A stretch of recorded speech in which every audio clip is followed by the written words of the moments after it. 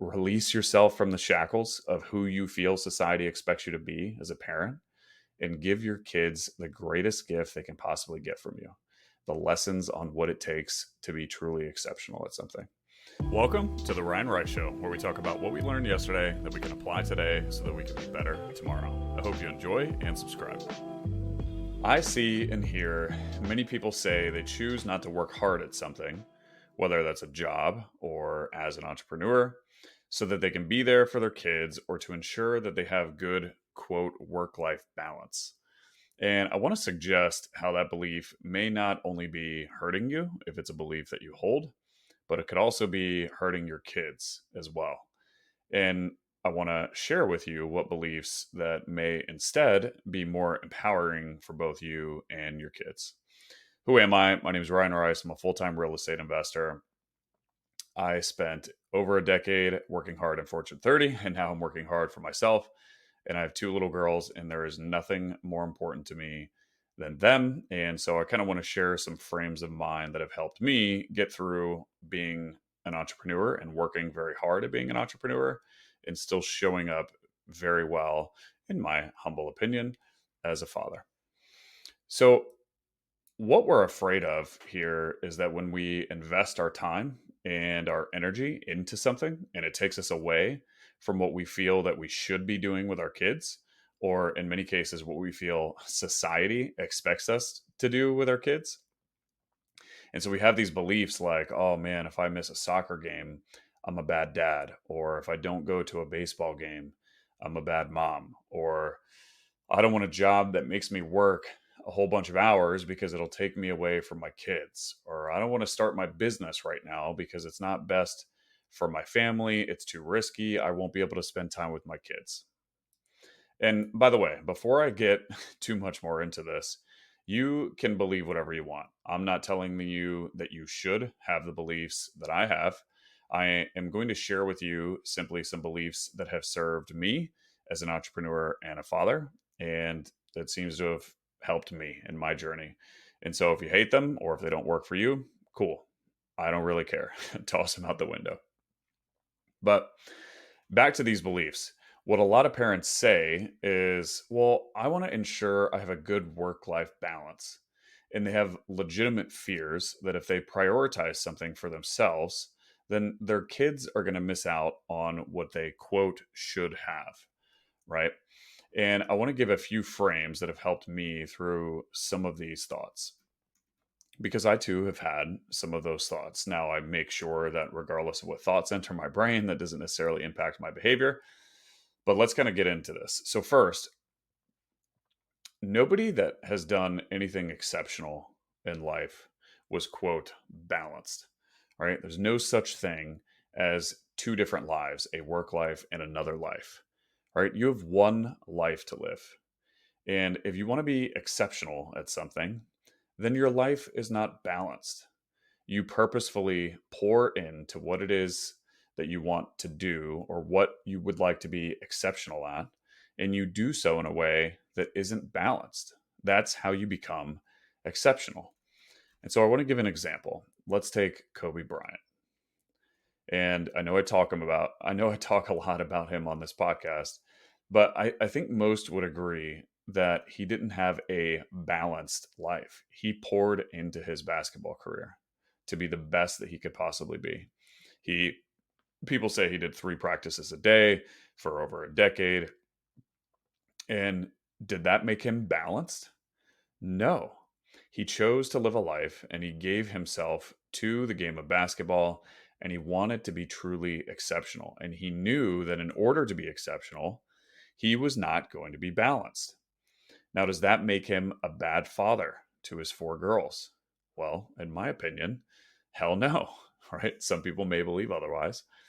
But in fact, what I think was helpful in that scenario is that he taught all of his daughters, and they saw this firsthand. That's how they learned that if you want to be exceptional at something, you have to be unbalanced. You have to give yourself to that thing and you have to work at it harder than everyone else does. And you have to put time into it. And as a result, his girls now have a clear understanding of what it takes to be truly exceptional at something. And in my opinion, wow, isn't that much better? Isn't that a much better lesson than instilling this belief in your kids that if you're not, quote, balanced by yours or society's definition, then something is wrong with you? And to me, it seems like it's a good way to potentially raise a kid who won't be exceptional at anything unless they realize later on in their life that work life balance doesn't serve them in a way that they originally thought. But don't you think they'd have a higher probability of achieving something truly exceptional if they learn this early in their life? And so, as parents, we have this paradox of, well, I'm worried I won't raise my kid the right way if I don't have work life balance. When in reality, the only thing you're instilling in your kids with this quote work life balance belief is that if they choose to pour in to one thing in a quote unbalanced way, it means that something isn't right with them. It means that that's not okay because that they should be quote balanced. And so, this worry of not raising kids the right way is actually counterproductive to teaching something that will actually benefit them, to teaching them something that will actually provide them utility later on in their life. The second part of this is that you will only be able to teach your kids to the level of where you are. And so, let's say there's this personal growth sliding scale on a scale from 1 to 10. 10 being that you have absolutely maximized your level of personal growth and you have lived up to the potential of the person of who you have the ability to become.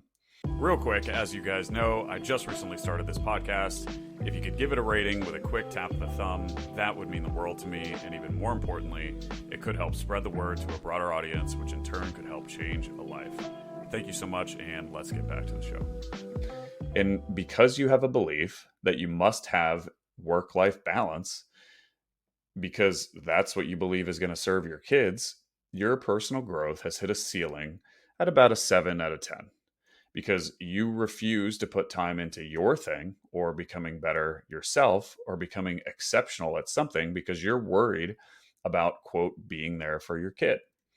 Well, now, as your kid gets older, you're only going to have the ability to teach them how to get to a 7 out of 10 because you don't know how to get to that 8, a 9, or a 10 because your beliefs have prevented you from taking actions to get you to an 8, 9, or a 10.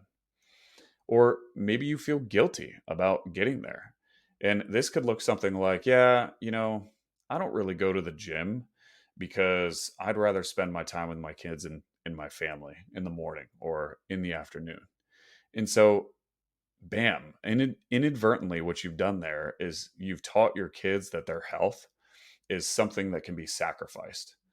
And instead of prioritizing your calendar or figuring out how can I invest into my kids while still being healthy, you've taught them that that's not a mentality that is going to be worth their effort and their time to figure out.